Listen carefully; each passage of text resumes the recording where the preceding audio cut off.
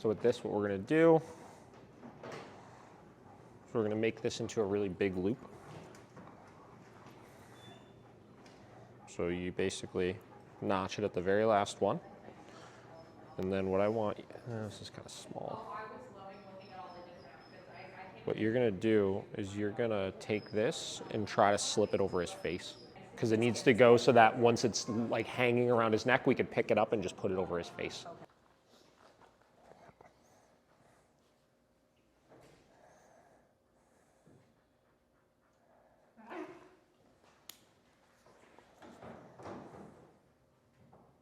So you're doing actually really good right now. The loop is just kind of small. We gotta just make the loop a little bigger, and when you're holding it in the bite sleeve, it just shrinks it too much. So here, point the grabbers towards me. Flip them. There you go. I'll do the same thing, just obviously try to get that nice and slow with this as you do it.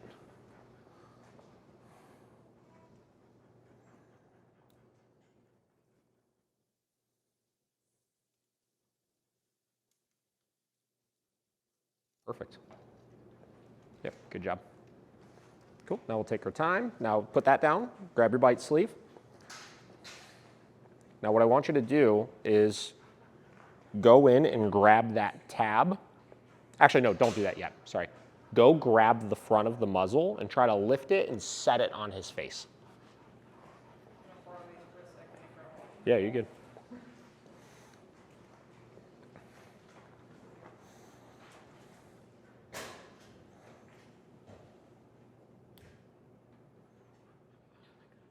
Kind of tricky initially. Perfect. Now just, yeah, let it, you can drop it. Now grab the tab, and as soon as you grab that tab, pull it tight.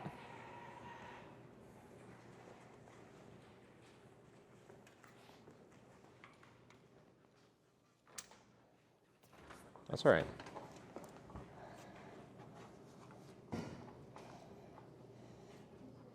Nice, good job.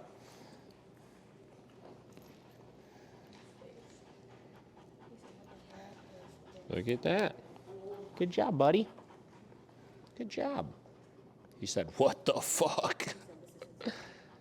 Okay, here's what we're gonna do. You ready?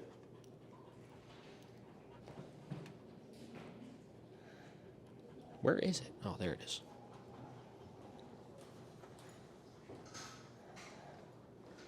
Do it again.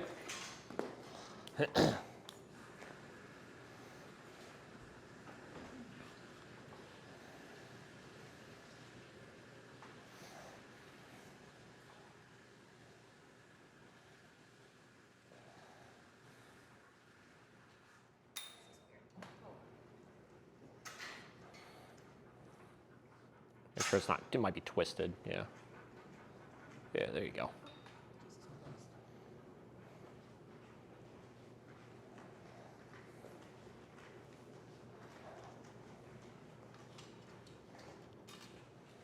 Like this? Yeah, other way. That way it doesn't fall off of it. Make sure you're getting all this too, though. You don't need to be just filming him. Me, Sterling.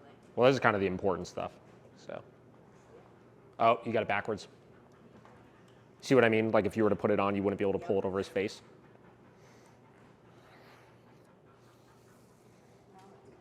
Yeah, perfect.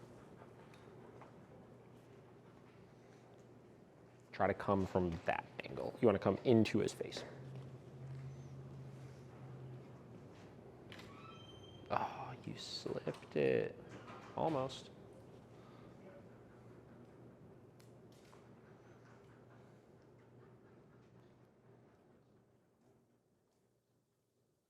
You got it on the crate hook. Just watch that.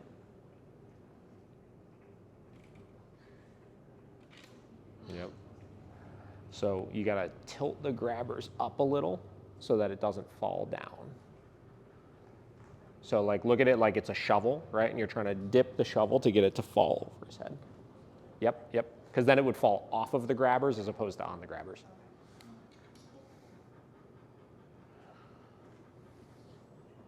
Yep, there you go. Keep going, keep going.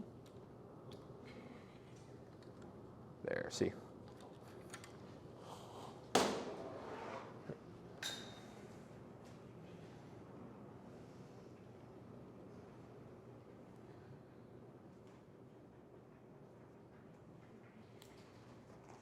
Perfect.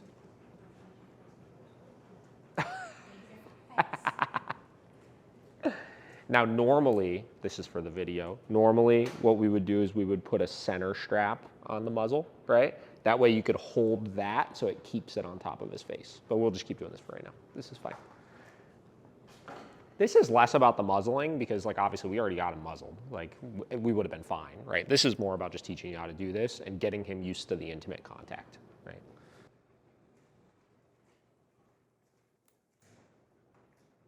Just watch your fingers. Hold it on the box. Yep, and that was good what you just did there. I'm doing that. Perfect. All right, now put the bite sleeve down. Now come in and buckle it. So before you do it, so anytime you're approaching with muzzled dogs, this I know, I'm sure we talked about this before, but don't do open hands. Always closed hands initially. That way, if he were to try to lunge at you, you don't run any risk of your fingers going in the muzzle, right? And then once you get there, then you could grab it and then lunge it.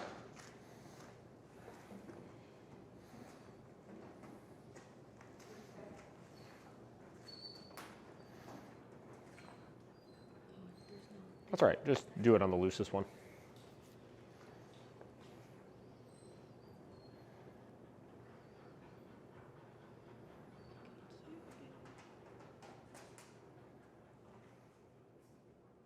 Actually, you know what? Let me hold this. Grab the scissors. Yeah, we'll make a new hole.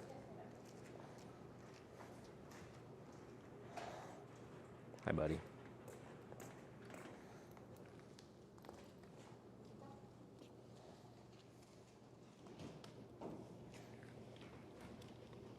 Hey.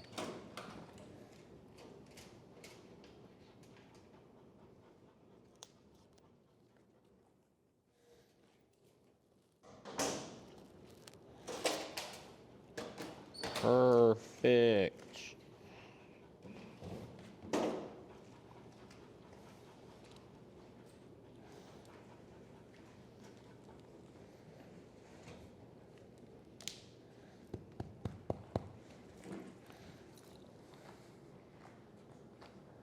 Fritzi's been here, what, 3 days now, something like that, 3-4 days.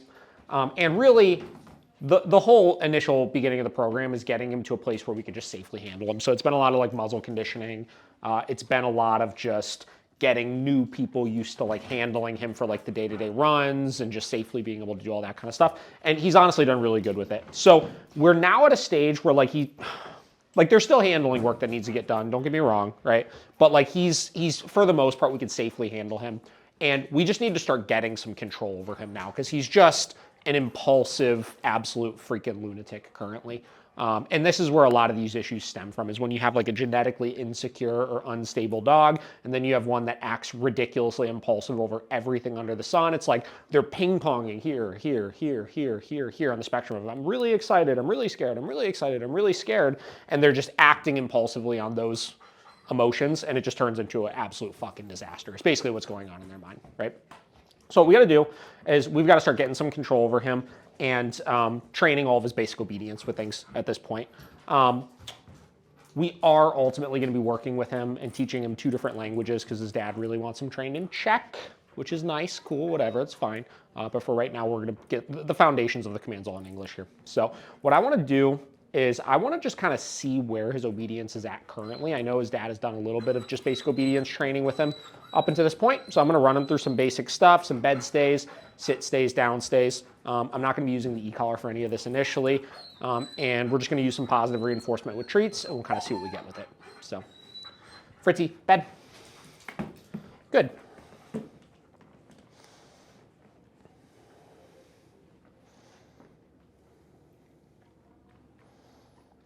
Okay.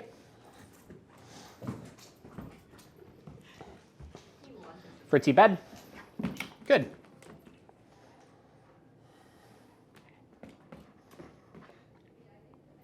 Now, the only things I will be correcting for in this, initially to start, is if we get any behavioral issues while we're working through it. Okay. So any jumping, mouthing, stuff like that, obviously. Fritzi, bed. Good.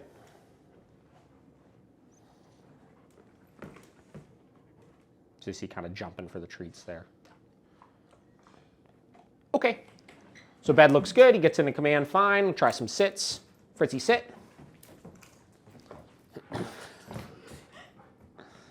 You're an idiot, dude.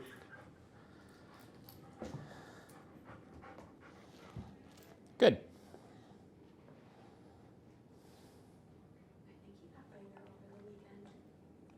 No, sit. Okay. He doesn't look as skinny as when he came in. Sit.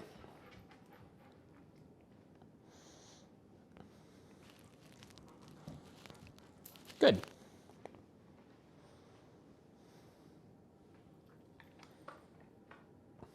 Okay. Fritzi, sit. Good.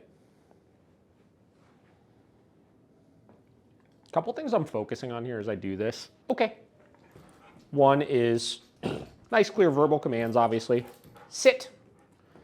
Giving him adequate time to do it. Good. 2, making sure I'm conditioning my markers in here. So you can see I'm saying good. I'm not reaching for any type of treat or anything. I'm getting the treat out after. I'm giving it to him. Okay. Sit. And you can see right now,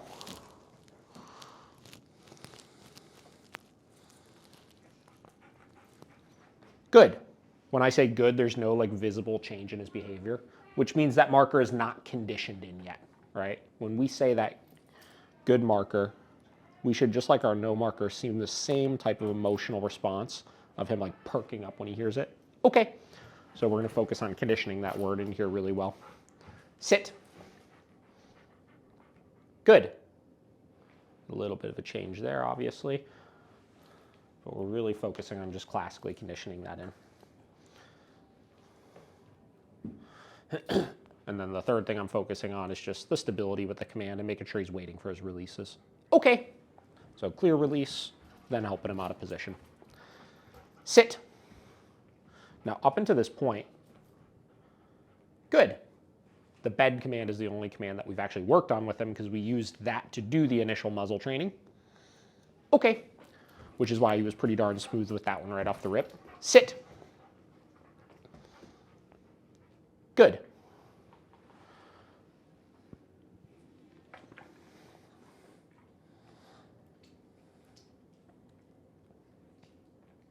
Okay. So next we're going to take a look at his down, see how that looks. I don't need you biting me today. Not in the mood. Bed. Good job, bud.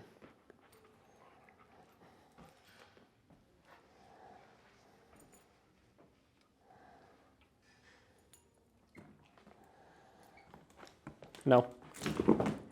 Sit. Good.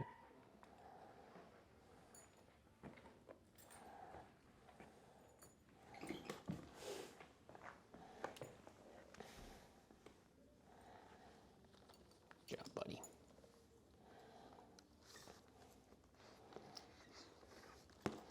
So the bed, because we use that for muzzling purposes here, this is the first command that you'll see us generally jump right in and start actually enforcing with like punishment. So right there, obviously I put him on the bed, I put him in a sit. He broke the sit because he was squirming away from the muzzle. So I was able to give a correction for that, obviously, which stabilized him, got rid of all that kind of fighting me and allowed me to put the muzzle on. Okay, nice and clearly at that point. Down.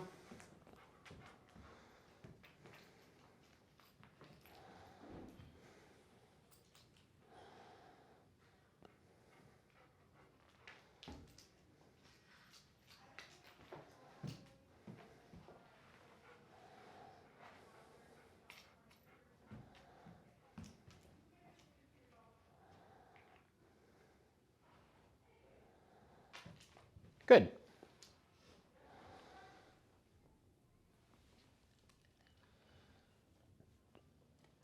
Okay. All right, take this back off. So really what I look for in situations like that and where I'll start to like add the muzzle in just to test things is how they respond to various forms of pressure, right? So down. That was the first time I was obviously in a position where I needed to do any type of like intimate pressure and release stuff. So obviously applying that downward pressure and maintaining it if he was fighting it, right? So I want to see as I do that, does he give me much resistance? Good. Or does he ultimately comply to it like that? So until I really know the dog, okay. As I encounter new areas of stress like that, Fritzi down. I will use that muzzle just to make sure I can confidently follow through and not have to worry about running the risk that he's going to give me a ton of protest and try to bite. That being said, with a lot of these obedience training things, good. I try to avoid using it too long term. Obviously, okay, we're very pro muzzle, but there is a degree of like stress and like suppression that it'll put on a dog. Down. So when you're trying to teach something new, I don't want that to get in the way of him like connecting the dots of the exercise that it is we're trying to work on here. I'm burping.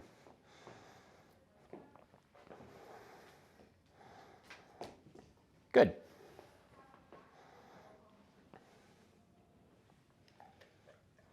Okay.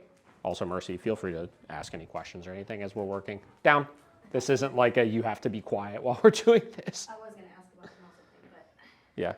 What were you going to ask specifically? no, I thought that I missed something when I went downstairs.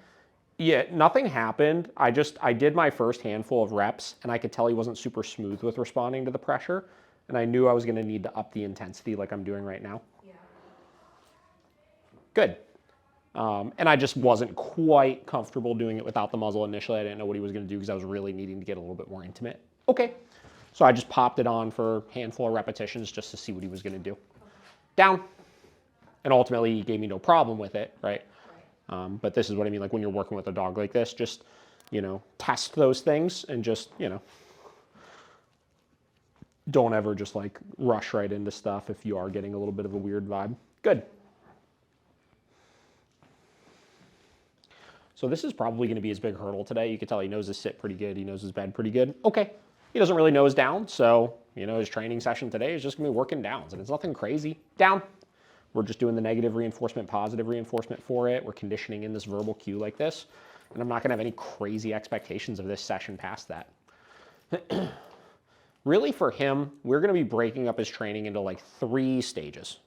I should say not even stages. There's going to be 3 things we work on with him, each day that he's here. We're going to be working on a healthy dose of obedience training. Good. So stuff like this. Down.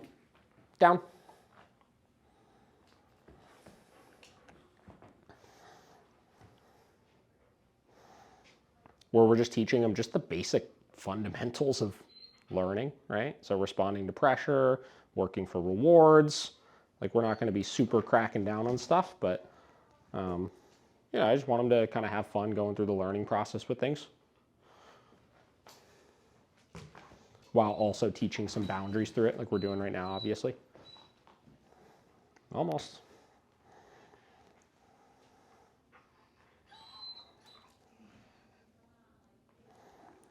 Like these are important little hurdles to work through, right? Like he's, for whatever reason, feeling a little antsy. You can tell he's kind of fighting the pressure a little bit. Hey.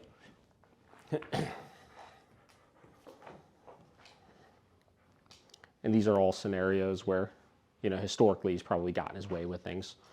So, as much as I can lean into the positive reinforcement, obviously I'm going to, but, you see we just did however many repetitions pretty successfully with him before this, and now he's starting to kind of resist it a bit. So I want him to realize you can't just like opt out of this stuff whenever you want to. Good. Okay. 3 sections to his training, right? Thing 1 is going to be obedience. The whole point of this is to work him through the training program. Good. but also teach some just basic compliance without needing to like really lay a hammer down on him. Okay, just little hurdles, like when he started getting antsy a minute ago and just didn't want to do the down anymore, started biting at the leash, just showing some of his just tomfoolery. Down. We could work past hurdles like that in a, we'll just say, less confrontational manner, because ultimately we are trying to do this where it benefits him, where there's something in it for him to be working with us. Good. But he's gonna, learn from that. Okay, and then the other two sections are gonna be his socialization with both people as well as dogs, which we'll do in a little bit here. Down. Where in those cases, it really is gonna be free time. We're not gonna be asking anything of him, but we're just gonna be guiding his decision-making and teaching him, good, to respond appropriately, obviously, when interacting with people and with dogs. Okay, all serve their own purposes. We're gaining compliance through the obedience training. Down. And then we're teaching freedom and good decision-making through the socialization skills. And once you combine all that together, we have a dog where we can control them when we take them out and about. Good. But can also learn to make good decisions when we put them in a position where they can interact with people or dogs. Okay. Fritzi, down.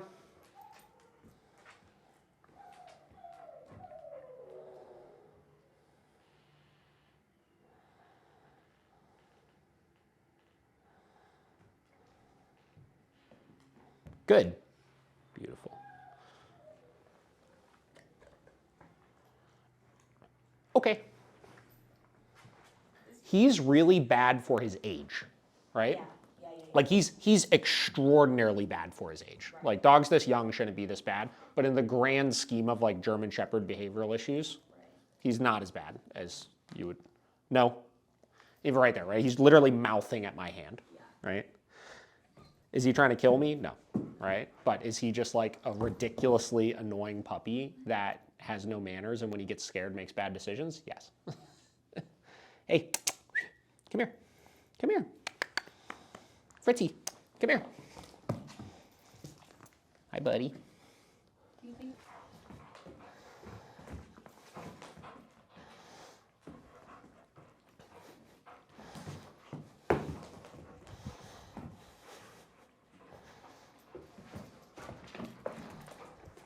You gotta work on your grip, dude. You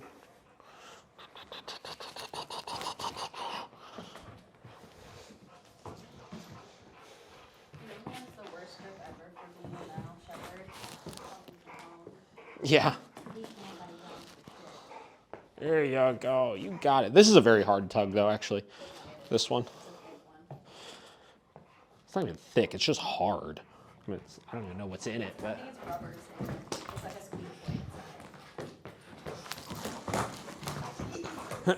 so you can see with as crazy as he gets for this. This is something we're going to work on a little bit and establishing some impulse control because there's another place where you can get tagged accidentally where you don't want to. There we go. Now you're gripping.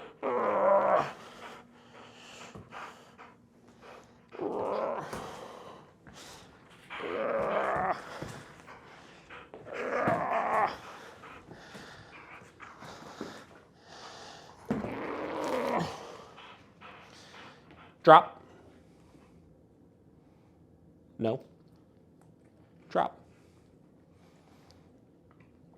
Okay.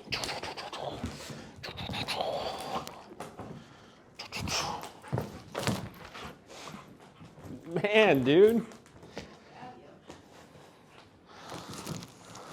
It's around his face. Look at it.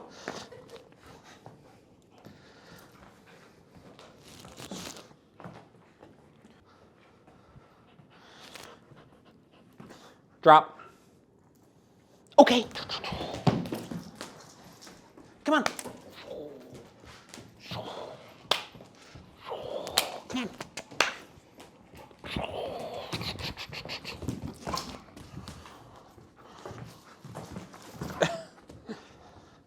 This tug is going to make me get bit by this dog.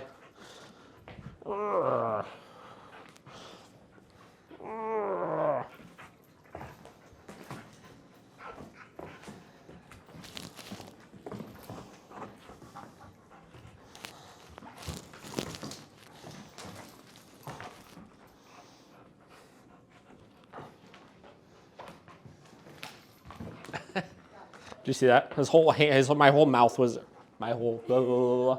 You get what I'm saying? Yeah. Hey. Hey, come on.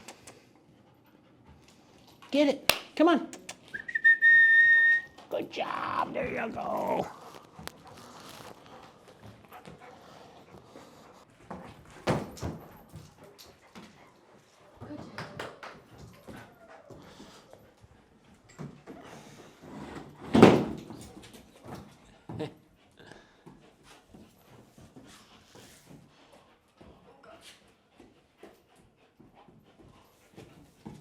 Drop.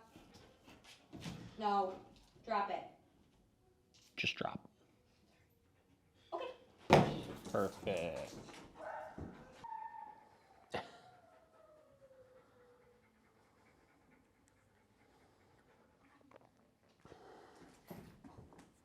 Oh. Oh. He did get bigger. You think so? Yeah. Like longer. Fritzi.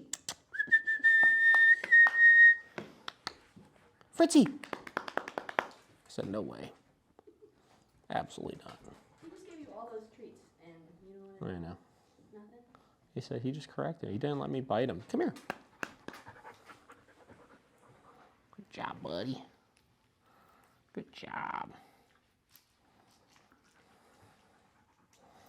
There you go. Neckage. Yeah, that's the spot. That's the spot.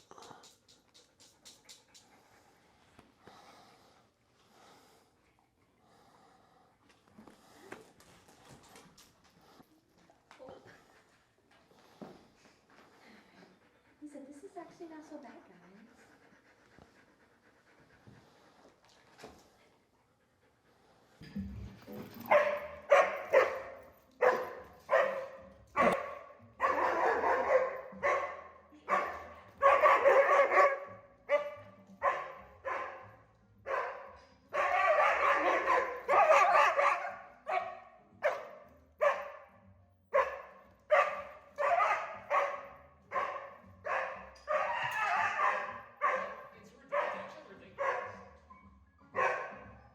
Poor Lou.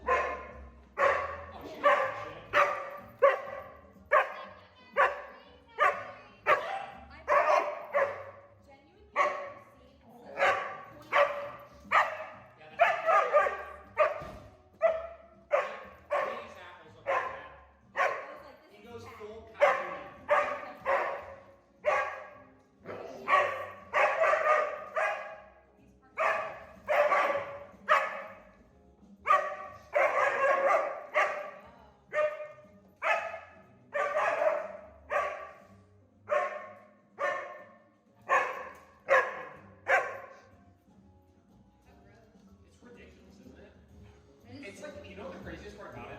Like the scrooches he makes, like he thinks he's gonna die. Yeah. You know?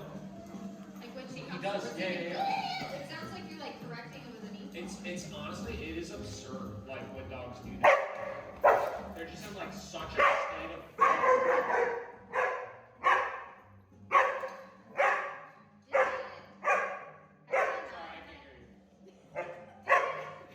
Has he not had any social skills, or is he always been like that? It doesn't sound like he's not.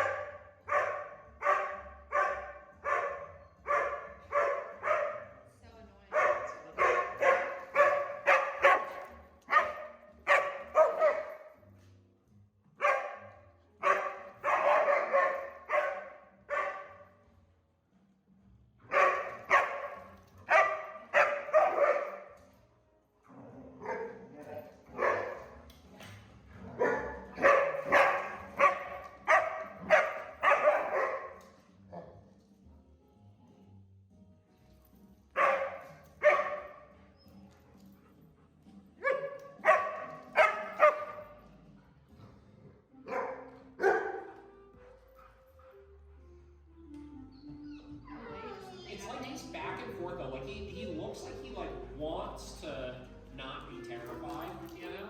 But it's just like just like just keeps ping ponging back and forth. He has a very professional sense of humor.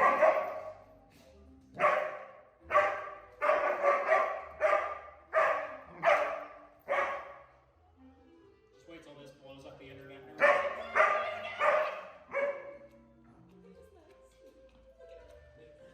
They were like just quivering, Disney knees and all. Yeah. It's like, oh, good. Don't worry, guys. You're looking at the epitome of excellence.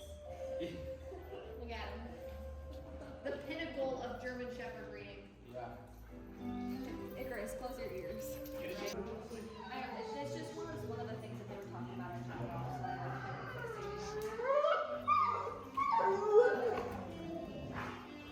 Did you talk to actress people, or was that Caleb?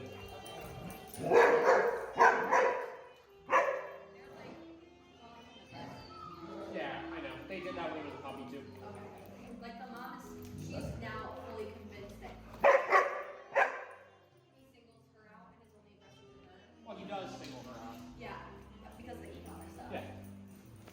And they brought that up, and I Yeah. kind of, No, they know. she was speaking of it.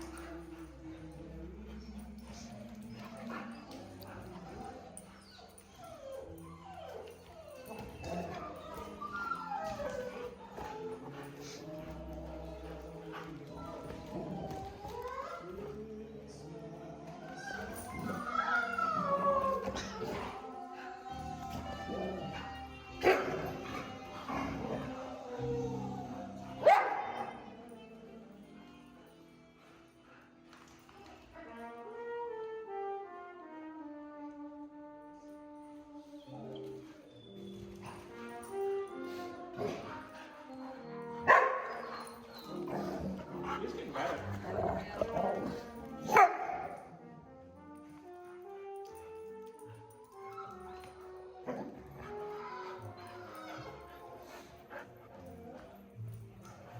He's like those on the staff that like he's just one on one. He can't disengage.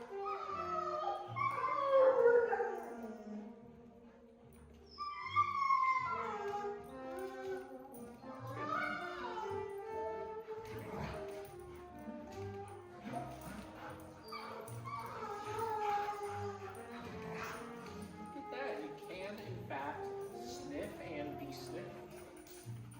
It's very nice.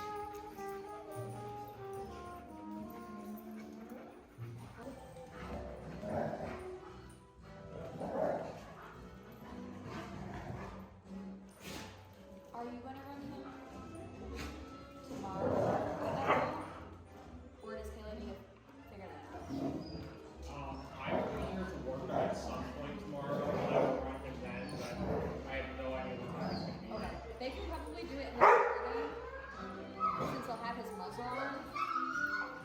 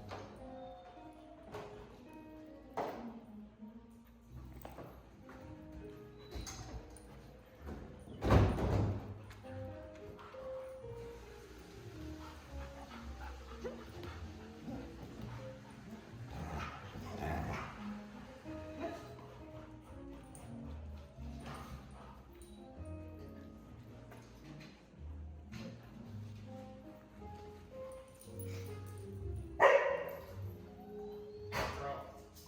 Hey, come on.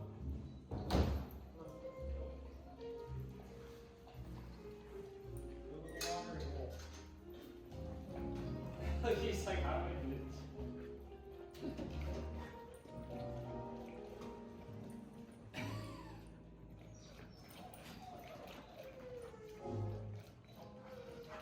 He was like just figuring out how to do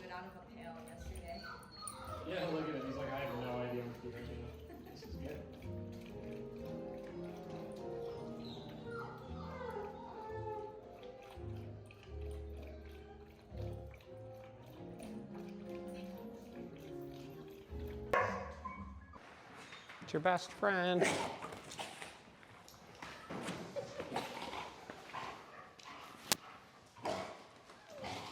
See, this actually already seems a little more playful. He's like low, much lower. Yeah. Who else? You can bring Mango in if you want.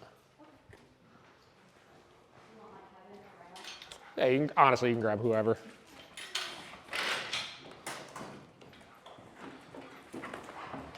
Actually, this is for sure like playful this time. This is for sure playful this time.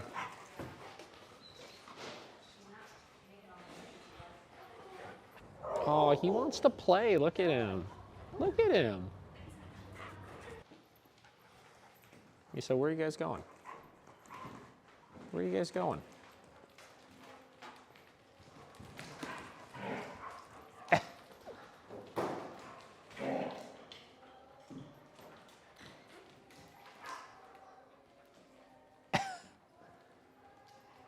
Oh, you're really getting quadruple tag teamed right now. He said, oh shit. He said, I didn't sign up for this.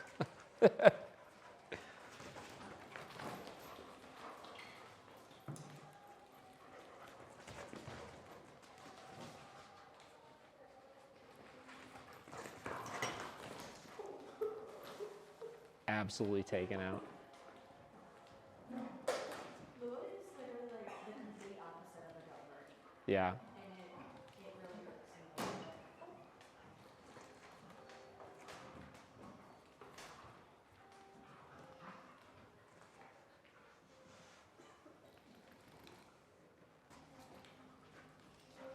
This is like turning into a situation where like I feel like he's just a dog that doesn't know how to play.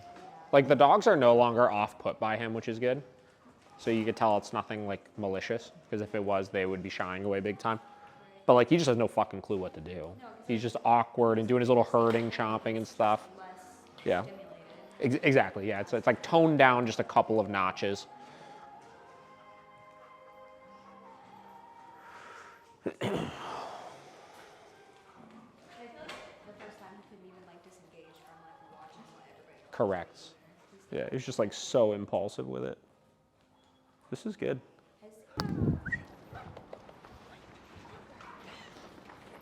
Oh, you can come in if you want.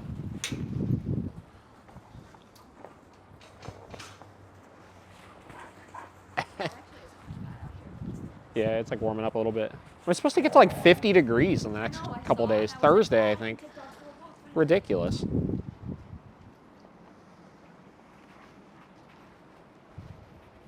you know what I mean though by autumn? Like, Yeah, but she was loose in there. she did after a while. Yeah. Yeah, it's kind of cold still, actually.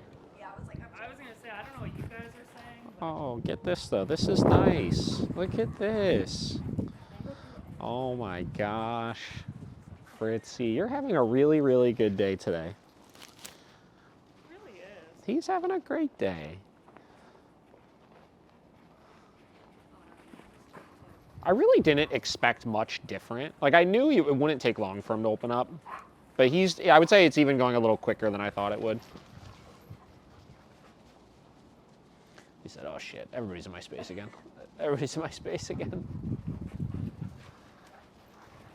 Like he's still just very conflicted, you know? It seemed like cycling through, I'm scared, oh, I'm happy, I'm scared, I'm happy. So you just gotta keep loosening up with that. All right, let's go inside.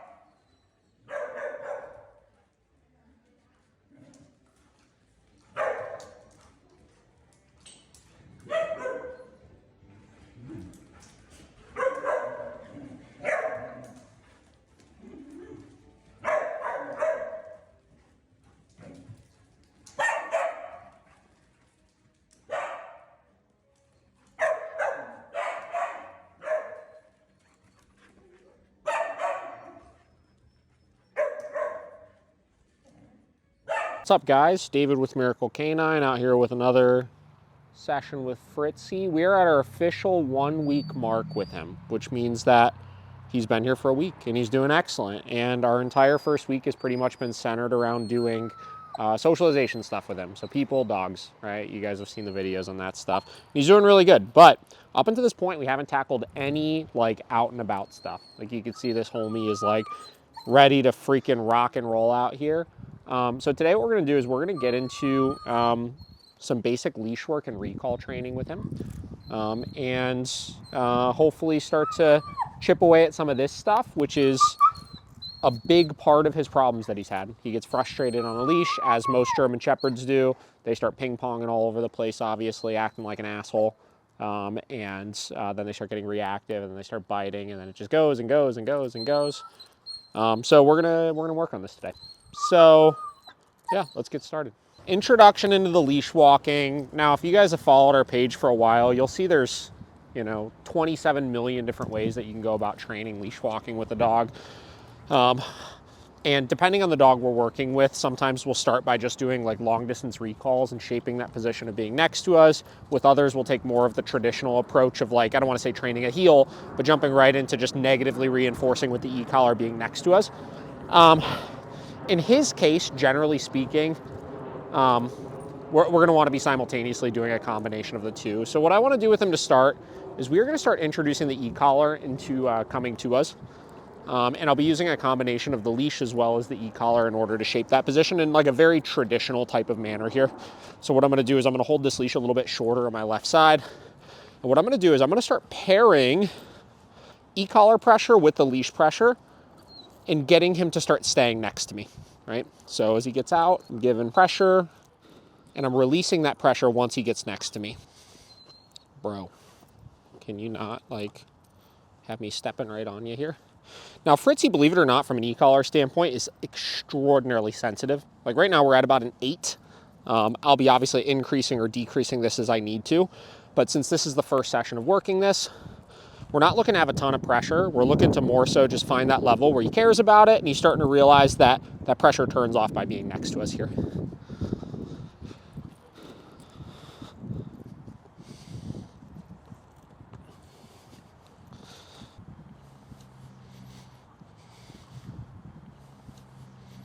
Very good. We see starting to get him staying next to us a little bit more here.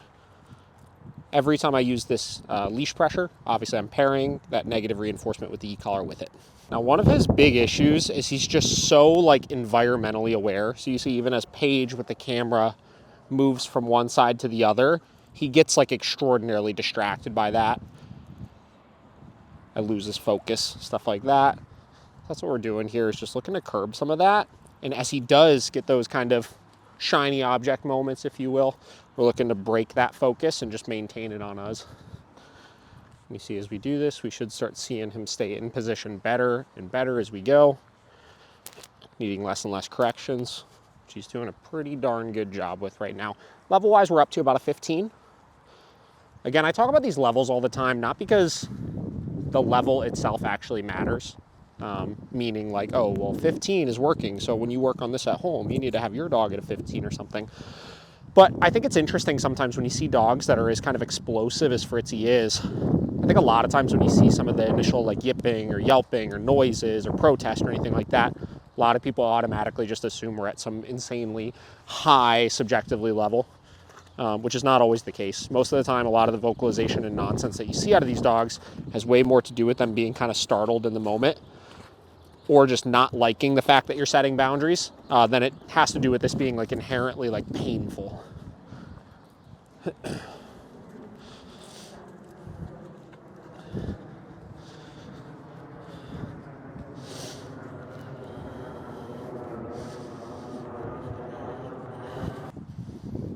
we'll see obviously as we walk this way past this person, if we see any reactivity or if he does a little bit better with this. I'm not going to change anything I'm doing.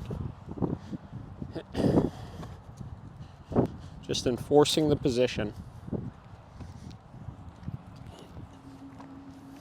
Excellent, good job. So once we hit a point where the dog is responding pretty well to the combination of leash pressure and e-collar to shape that position where we want them to be. What we want to do as quickly as possible is start fading out the leash help. So you'll see right now I'm holding this leash as loose as possible. I want to put him in a position where he has the ability to actually make mistakes. No, come. When he makes the mistake as he did there, what we're doing is we're starting to condition in our verbal markers here. Obviously, got a ton of squirrels here. There's a massive distraction. So I'm conditioning in that no marker with the correction on the e-collar, and then I'm pairing in my cue, which is come, to start getting him to a place where he's now coming back to me as well. So this is what we're doing now, is we're allowing him to start making these decisions and just guiding the improper ones as needed, as opposed to kind of almost proactively micromanaging him with the shorter leash like we were before. No. Come. And this is about as hard as it gets. I mean, there's like literally 20 squirrels out here right now. All right, bud, come on.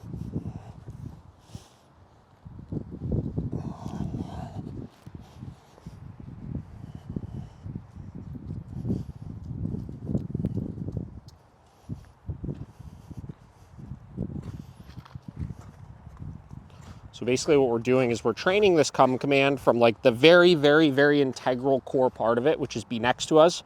We're expanding it a little bit to give him that freedom. And then the next step would be I would put him on something like a flexi lead or a long line and make sure that he's really understanding with no leash help exactly where he needs to be. And we kind of build it backwards like that. Where with some dogs, I'll do it the other way around, right? So I'll start with the recall from a distance, but with no like duration of him staying next to me. Then I'll shrink it to a little bit shorter of a leash. Same deal, no major duration or anything. Then I'll put the short leash on and start having him actually stay next to me. No, come. Pros and cons to either method.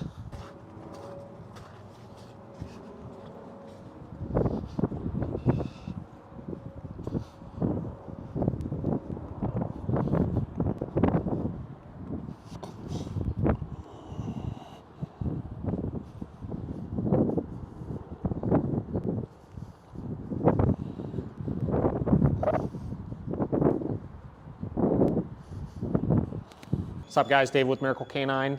We're out here with Fritzi. Haven't made a video with him in a while because freaking Paige has been out of town for the holidays. We are like 3 weeks into his board and train. He's doing awesome.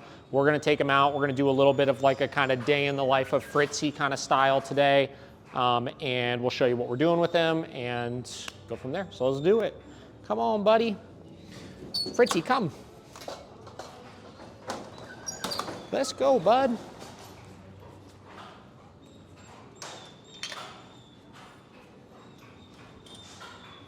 Come. Come.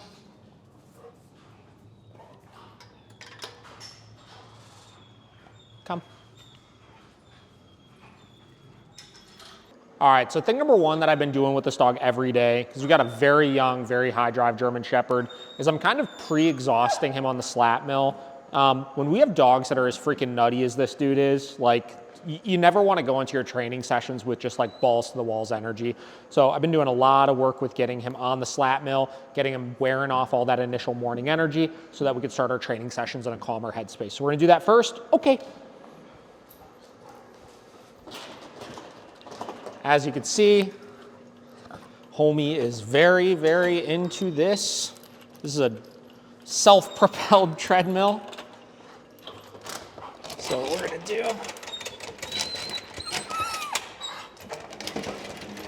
come on. And it's so funny to me, like you see this, right? And you see how crazy he's going and just absolutely sprinting and tearing. And it's like, I feel like I should hold this. Like, look at this energy, right? Look at this energy that this dog has. Again, it's 6 months old. And you tell me, if you're not giving a dog like this proper outlets for that energy, what do you think your life is gonna look like with this dog?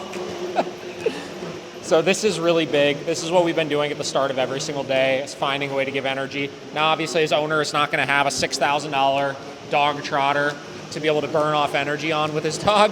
So we've got to find alternative ways to burn off the energy. A part of his daily regimen is going to have to be going and playing ball with him, taking him off leash somewhere, things like that, where we could get him to a place where he could run and he could get that edge off of him so that your life with this dog is going to be 100 times easier. So we'll just let him go as long as he wants to on this first, and then we'll start getting into some formal training stuff.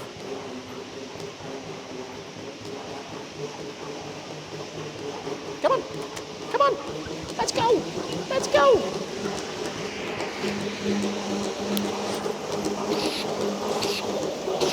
Come on, let's go.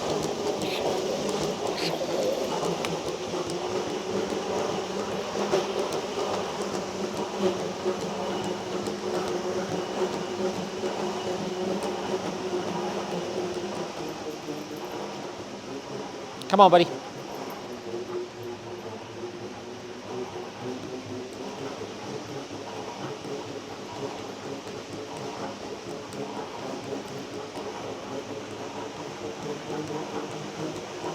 Come on, let's go. Let's go. Let's go. Come on. Come on. And then the cool thing about this, obviously, as opposed to something like a treadmill, it works at his pace, right? If he wants to slow down, he knows he could slow down. If he wants to speed up, he could speed up. So I've seen a lot of people that do a lot of treadmill stuff, or I should say slat mill stuff, which is what this is, that people will be in the comments section like, oh my God, look at this freaking abuse. You're, you know, forcing this dog to just run and run and run and run. Like, yo, this is dog powered. Like, there's no electricity aside from for the hydraulics to raise and lower it. That's it. So he gets to 100% control this.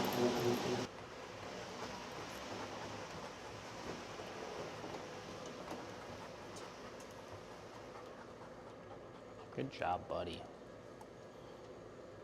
So now we got him nice and tired. Right, buddy? Right, buddy?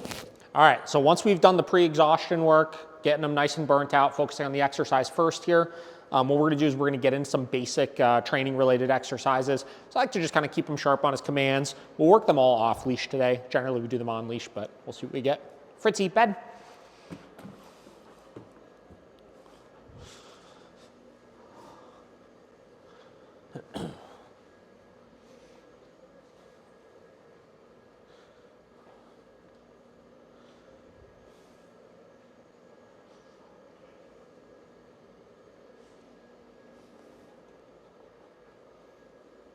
Okay. So we'll have the down in next. Fritzi, down.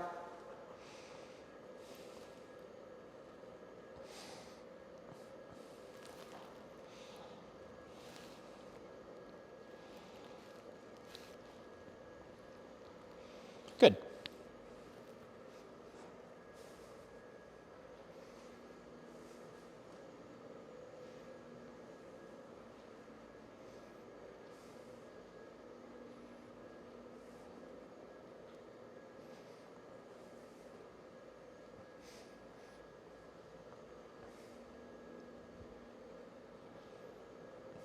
Okay.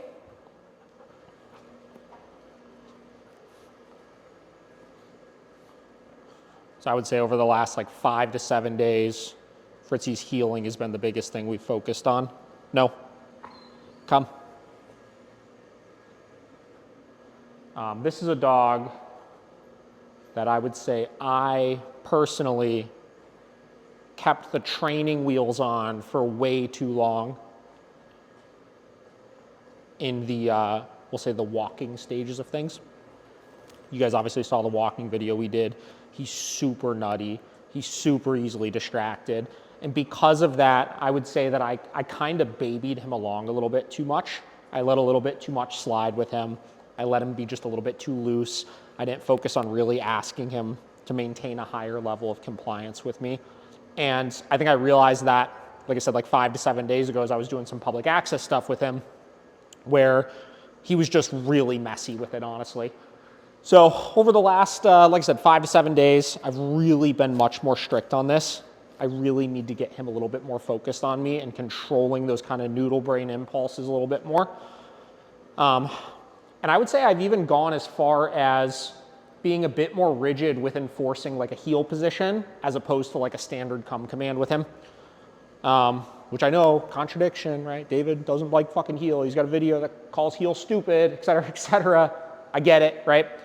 I just need him to focus in a little bit more, and I just felt that it was going to take way too long enforcing things in more of the traditional way, and I felt I was fighting a bit of an uphill battle with it. So yes, I'll talk about one of my podcast episodes next, why I chose to be a little bit more strict on some of this kind of stuff. But as you see, he's starting to do pretty good with it. He just starts off really loose with it initially. What's up? Yeah.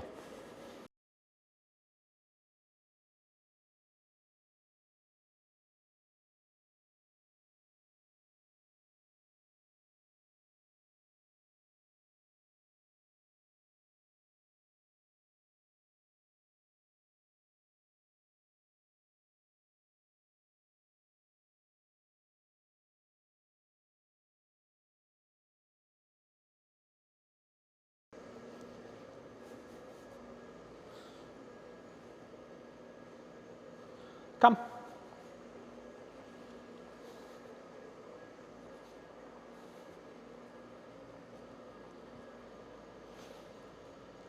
Come.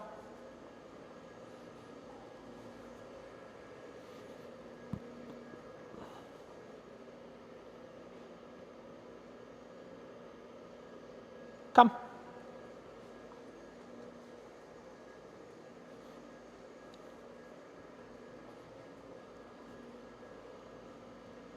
Come.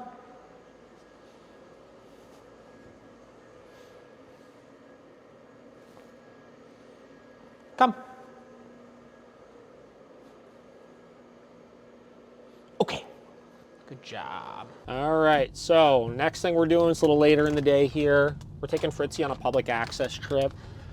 So additionally, when I was talking about how I kept the training wheels on for too long with his like leash walking skills and like tightening it up to the standard we wanted it at, we also kind of realized that we kept the training wheels on with his public access work for a lot longer than we should have. I've done a ton of public access with this dog, but like the problem is like all through the holidays, the weather was like trash. I mean, meaning it was like a fucking blizzard. It's like 20 degrees every single day. Like it's the holidays, so like nobody's really like out and stuff at the parks. So like I did a lot of park stuff with him. I did a lot of going into fields and playing ball and hitting new parks and stuff like that. And it's great. Like his engagement is really awesome. But the problem is like we really didn't see that many people or dogs or anything like that. So same deal about 6 or 7 days ago.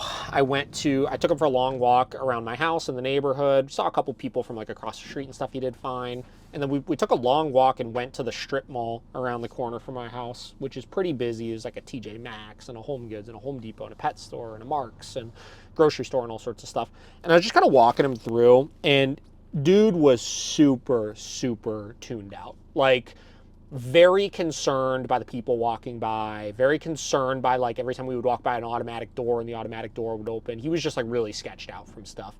So we need to really push that envelope here with him over the next couple of weeks and get him to a place where that's going to be significantly more stable. I've got a call with his owner today, but this is probably going to turn into a 6-week board and train is my guess, which is the first time I've done that in quite a while. And that's because I just really, I mean, again, like listen to the podcast we've done on this dog. Like this dog he's a good dog, don't get me wrong. And he's got so much potential, but he was just in really, really rough shape when we got him, especially for his age. So that's what we're doing. We're heading to do some more public access stuff. We have not gone inside of a store yet with him. So that's what we're trying to do today. I'm going to take him to Home Depot. We'll do a little walking around outside with him initially, see how he does with that. And then if he does well, we are going to take him inside and just kind of see what we get with things and start pushing that envelope a little bit more and go from there with stuff. So, all right, guys. So as I mentioned, this is Fritzi's second time going into a store. The first time was just going into a pet store with like nobody else in there, so it barely counts. He hasn't been explosively reactive to people in quite a while.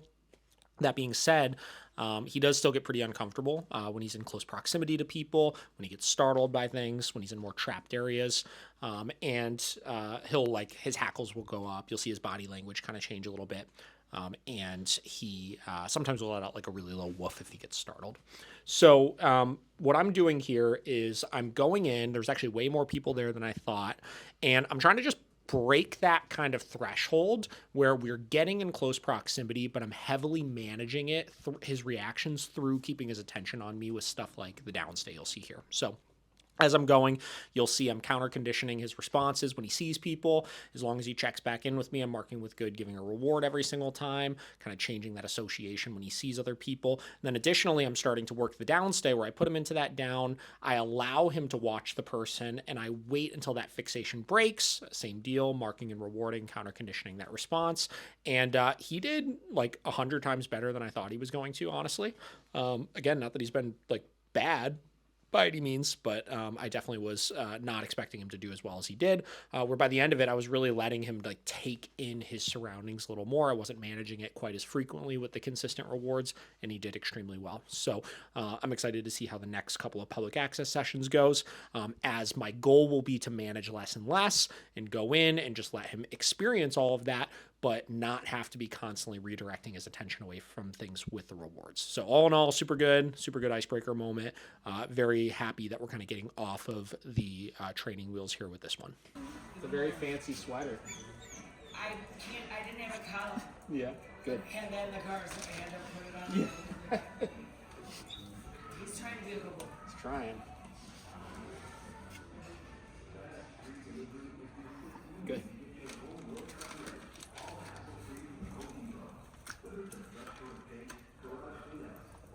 Good.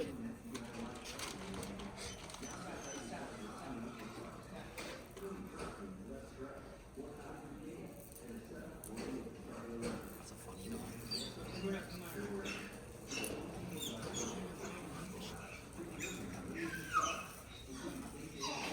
He's not.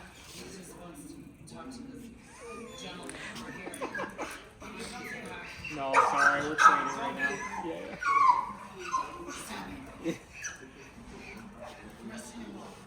Good.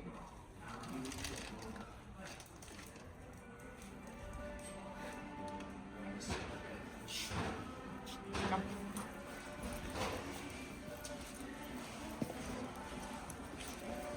All right, guys, so we're starting to wrap up our day of activities with a nice social here.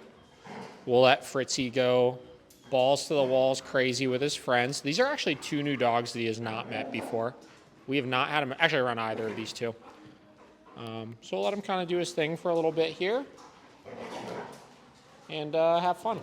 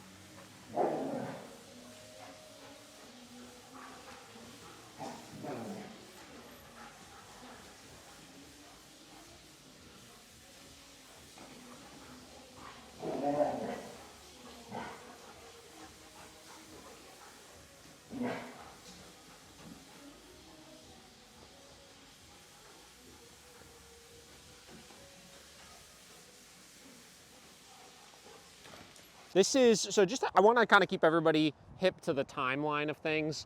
This is the day after the leash walking video we just did. So we've got a lot of like people's, turn around and see the people and Mercy and stuff. We got dogs, people, Fritzi, all sorts of distractions here.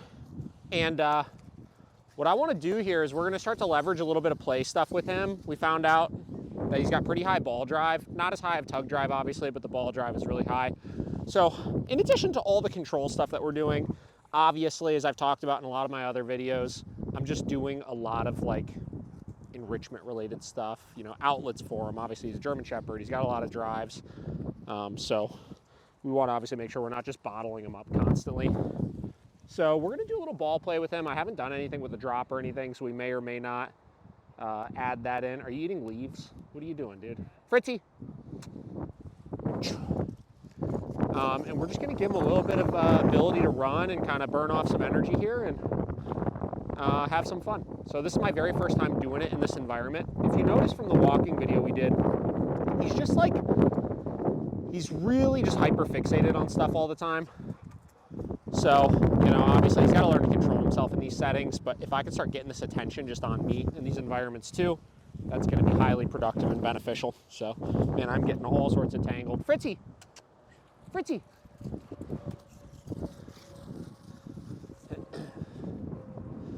It's like we talk about all the time, initially before I worry about any type of drop or anything, I just want to get the drive for the game up. So, we're just going to let him kind of hang out and do his thing for a little bit here first. And then once I see the drive is pretty good, what we'll do, Fritzi,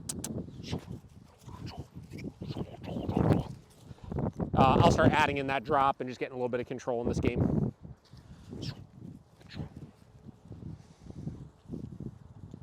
Fritzi.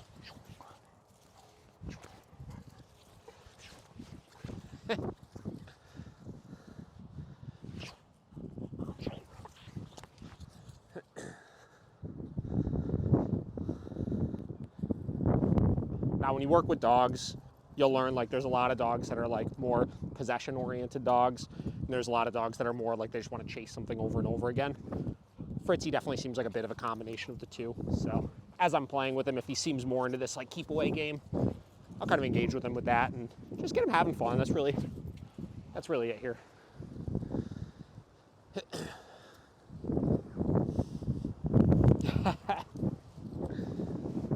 Stuff.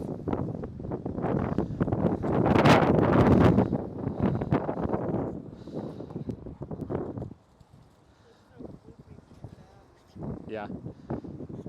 Drop. Good. Drop.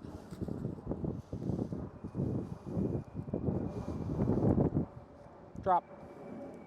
Drop. Drop. Okay. So we're gonna start adding in a drop command here. Fritzi, come. Good job, buddy. When people just walk like straight in front of us. I mean, this is like actually excellent. The fact that drop.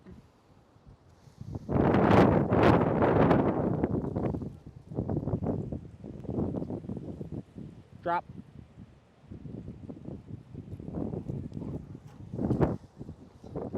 Okay.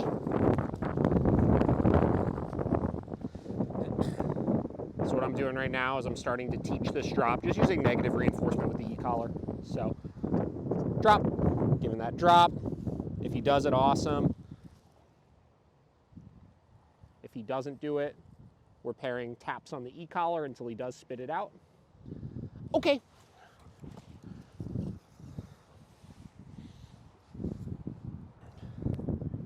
Fritzi, come on. Good job, buddy. Drop.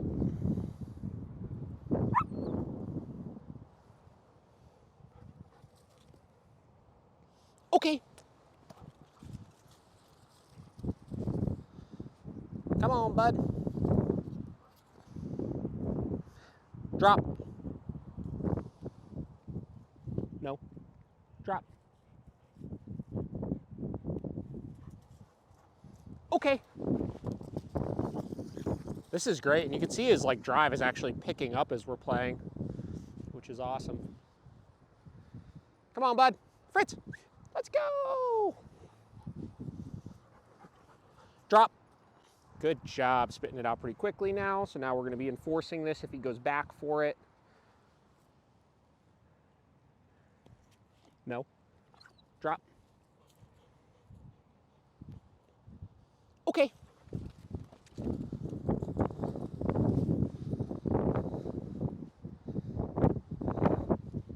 Come on, buddy. Are you tired? I said, sure am. Dog, right? Dogs, right? So we're simultaneously deconditioning, obviously, his responses to the dogs as well. All right. That was better, but you kind of threw it down still a little bit. Yeah, there you go.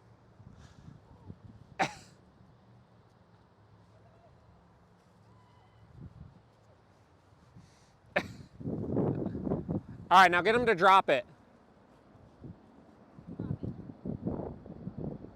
There you go.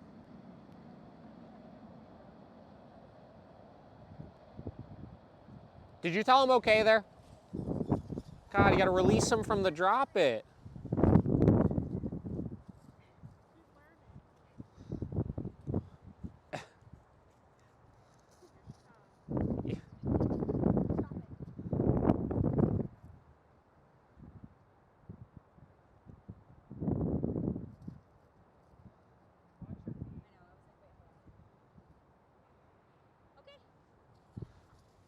Well, don't throw it into the street, okay?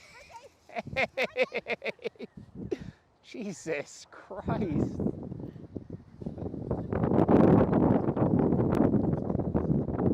This dude's gonna be tired today. This is great. All right, so a lot of the reason why I'm having her do the chasing and the running away from him and stuff like that is a lot of dogs, when they get into this more playful state of mind, they'll start resorting to jumping and nipping at them and stuff. Not in an aggressive way necessarily, but I want to make sure he's learning to cap that off.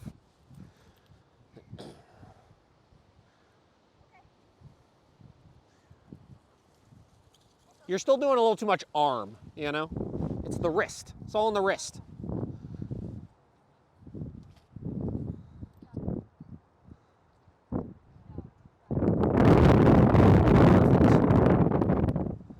Here, come over here with it.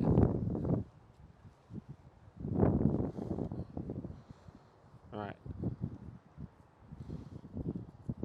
One throw from here, as far that way as you possibly can.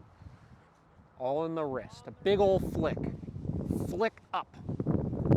That was good. Almost a little too much up, but that was like your best one yet, actually. Look at it.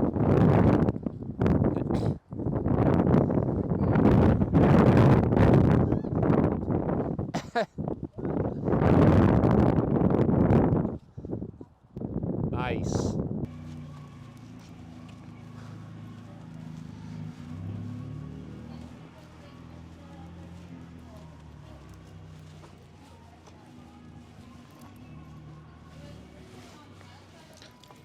Fritz, down.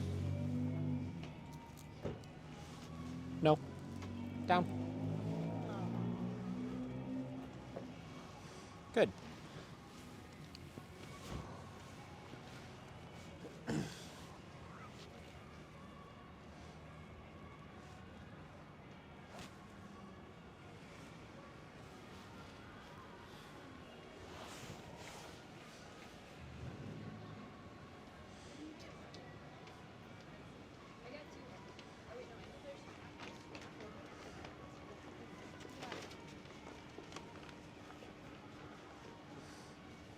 Good.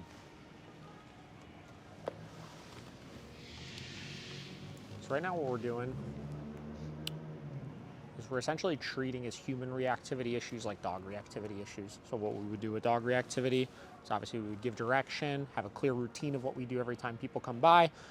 And then what I'm doing in addition to holding them accountable for that, in this case the down, is I'm counter conditioning and rewarding obviously when he makes correct choices. So I'm giving him longer to experience what's going on. Once I get good engagement from him, I am rewarding that obviously for him taking his attention off of those triggers. Come.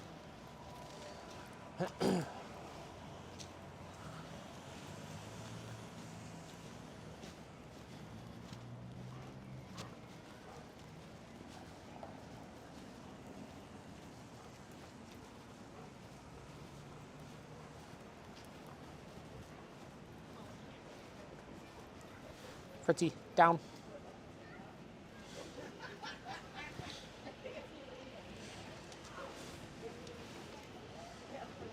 Good.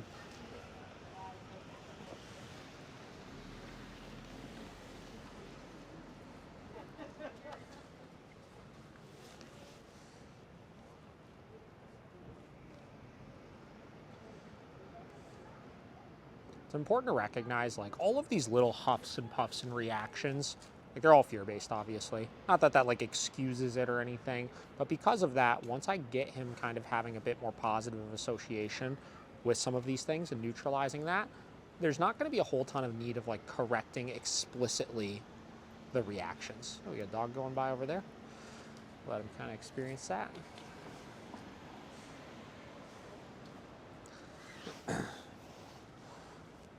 I'm trying to delay, obviously, the rewards a little bit more here, so I'm letting him take it in more. I want him to experience this.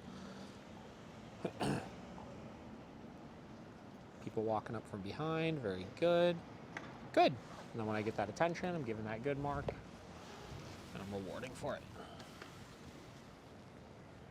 Perfect. Come.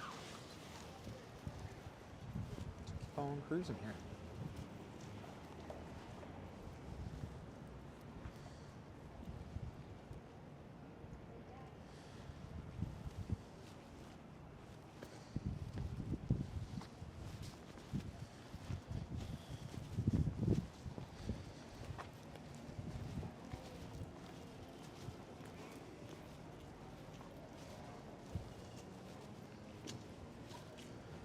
Fritz, down.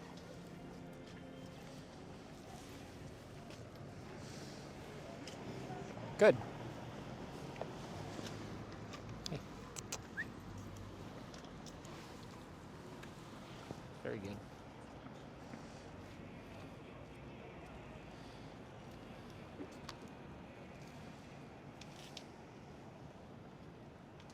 Okay.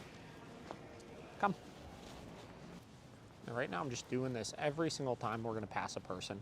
Fritz, down. Good.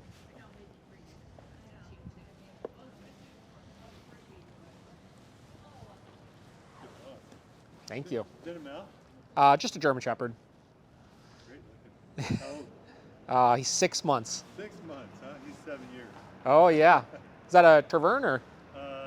Close, Grenendale. Okay, I haven't heard of them before. Yeah, it's basically the Belgian Bavarian with just a black paint job. Really? Interesting. Yeah. Good looking dog. Oh, thanks. He's even better than he looks. Yeah. He's a great dog. Hi, bud. Good. He sees you with the That's treat. right. He's like, Oh, yeah. You've done nothing to earn anything. Come on. What's your dog's name? This is Fritzi. Fritzi. Yeah. Hey, Fritzi. Very well behaved. He's trying his hardest. Unbelievable. He used to have a lot of issues with reactivity and stuff, so this is actually really good for him. So, Yeah, I mean, it's a true test. yeah, Right? yeah, that's for sure. Yeah, he's thinking, I want to sniff that Yeah. dog. It's like, yeah, Too funny. what's going on? Good. Well, when he's a lot more laid back now. Down. but It's impossible to keep him away from dogs. I know, right? Like, he's great off leash, Yeah. except for when he's Hey, buddy, you done scratching? Almost. It's the longest scratch ever. Take care. Let's go. You Have a good one. Good. So I love moments like that, obviously. A lot of people avoid those things. Like, obviously, I wouldn't have let the dog come up to Fritzy, but like, those are situations that Fritzy needs to experience. If somebody comes up, somebody's talking to him. No. Down. Somebody comes up, somebody's talking to him, and he's got to learn to ignore that, right? Those are big triggers for dogs like him, especially dogs that are fearful of people. Is anybody engaging? Oh, hey, Fritzy, stuff like that. Can be a huge, huge trigger. So I let those things happen, right? And I just want to make sure he learns to make better choices when those things do happen. Come. Today we're going to be focusing on the hybrid, where we're going to be doing some training drills while utilizing the toys as the reinforcement for it. So we got Fritzy here. Whatever, we were walking here, he was all jacked up because we got some toys here. I was talking on my podcast this morning. We were using him as an example. Josh was asking me about, you know, when you have a dog like him, what are ways to make sure they're properly stimulated and enriched? And, you know, I was alluding to there's kind of 3 different categories, if you will, that you want to focus on. You have your pure physical stimulation. That would be things like your slap mill. That would be things like just like mindlessly throwing a ball for them, you know, letting them run around off leash, stuff like that. They're not really engaging a whole lot of like mental fortitude in order to do that. but they are burning off that edge that these dogs just have in them inherently. Super, super important, obviously. From there, you have your kind of hybrid things, physical, mental stimulation. This is where I tend to try to stay with dogs like this, is kind of hybrid, addressing both of them. That would be games like Chuck It, Tug, but where we're incorporating a lot of training into it, which is what we're going to be focusing on today. And then you have like your pure mental enrichment things where, you know, you're just kind of going through the motions with training, teaching new tricks, stuff like that, where they're not like getting their heart rate up too much. They're not really burning off a whole lot of freaking calories or anything like that, but they are using their brain and thinking, which will wear them out and tire them out. So today what I'm going to do with him is I'm just doing a training session. We're off leash at the park here. It's a nice day, so there's traffic. We had some kids walking by. Person on a bike over there, somebody with a dog further down on that side of the field. We're just going to be working through some basic training exercises with utilizing these toys as kind of a reinforcement, and we'll kind of see what we get. Fritzi, come. Down. Okay.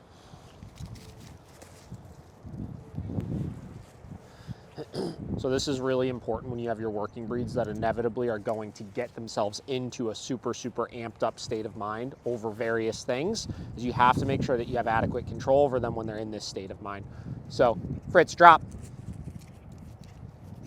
No. Drop.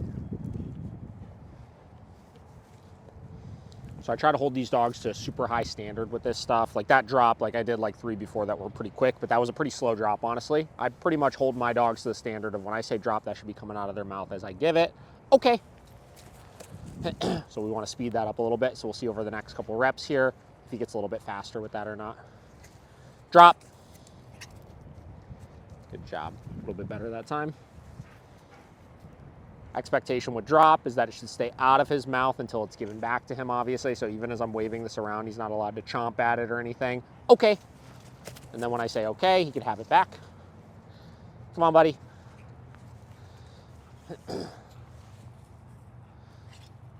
Drop. Very good. Much faster with the drop. Okay. We'll do that one more time here, then we'll add some commands into this. Come on, buddy. Let's go. Kid coming by with the bike here. Drop. Very good. And that's the speed in which I want that drop held to. Fritz, come on. Down. So same deal. Obviously making sure you can quickly down. I am obviously doing my auto stay with this, so the expectation is he maintains it until he's released. So once I give that command, I'll test it for a minute. Okay. From there, clear release, or you can go back to the ball again. Come on, buddy.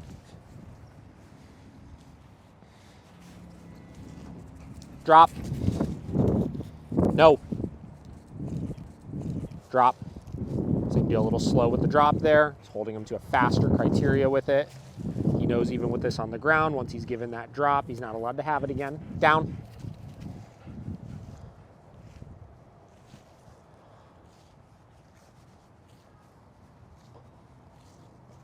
Okay.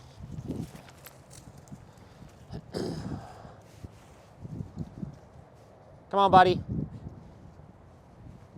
I feel like this is the first time I've looked at him and I'm like, you look like an adult dog right now. Drop.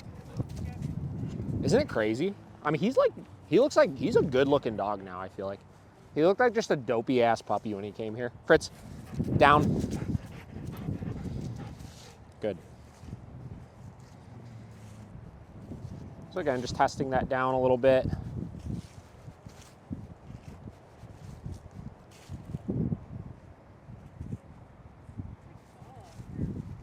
Okay.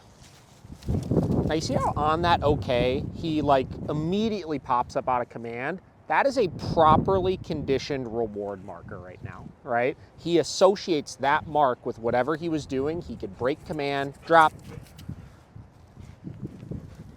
and the reward is then his. Down. So let's watch this one more time. I'm gonna give that cue motionless and I wanna see if he understands it. So put the camera on like both of us for this if you can. No. Drop or down. Get my commands mixed up here. Okay. So So you see how he pops up on that release, reward comes after the fact. So if you want your markers to be clear, whether it's your no marker, whether it's your reward marker, your releases, always make sure that word precedes whatever behavior. So no, then tap, right? Okay, then reward, drop. You want to be very, very clear about those things. Fritz, come. Down. Good. So we got a dog back here. Why don't you kind of position the camera where you can get both of us? Because what I want to see is as they approach, that he maintains command. I'm going to have him hold this down the whole time. And then what I'm going to do is I'm going to release him to the ball once he holds it properly as the dog goes by.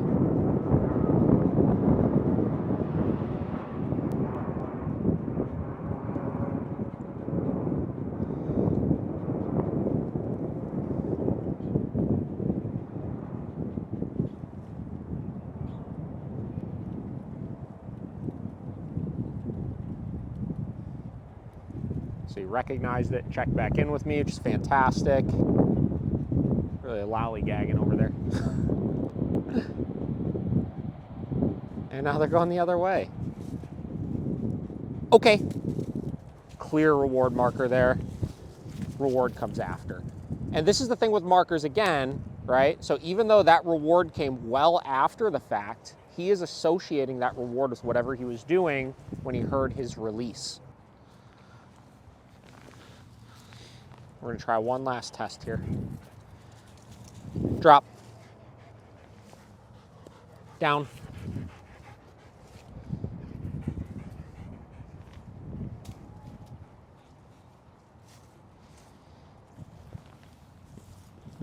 Okay. And we'll try one more here. It's like a bunny hopping around. See, obviously more people walking around and stuff. Drop. We use these games as ways to continue to kind of counter condition. Come. Our dog's responses to things as well. So like all this stuff going on, we're continuing to just reassure him that they're just like not threats, right? Because he used to see every freaking down person or whatever just like as a threat. So, hey, focus on me. Don't worry about that stuff. It's not bothering you, you know? And then simultaneously, obviously, we're working on socializing him and introducing him to new people and all that good stuff. So we'll use this last group walking by as a good test here. We'll reward him for it, and then we'll take him back to the shop.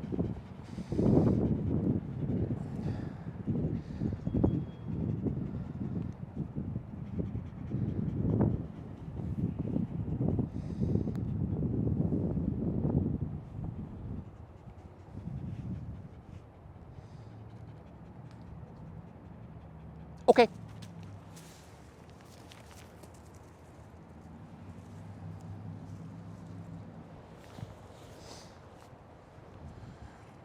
Good job, buddy. Drop. Down. Good.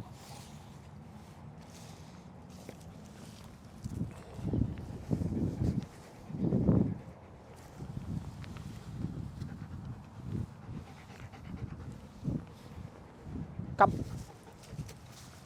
He said, how about my toys? He said, don't forget them. All right. Come here. Hi. Hello.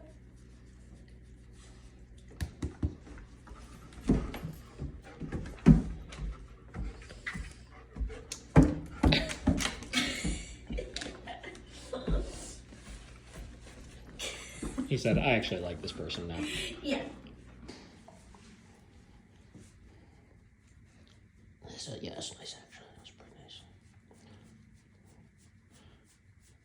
Now, like, make him come closer to you. Call him to you a little closer. There you go. This is exposure therapy for both of us. Yeah. Actually, you don't even know. You don't even know. I don't really like German Shepherds very much. This is a nice boy. You're a nice boy. Fritzi.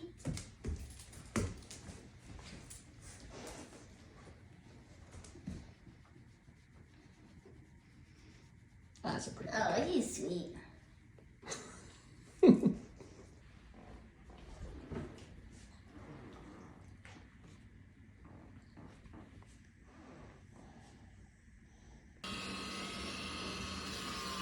Good.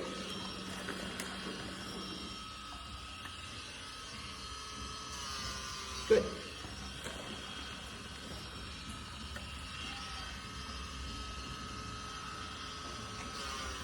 Good.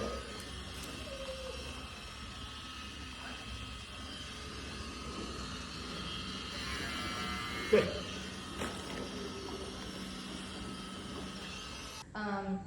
I also want to then make some for the enrichment tasks as well, now that those are a responsibility for everybody. Making sure that the expectation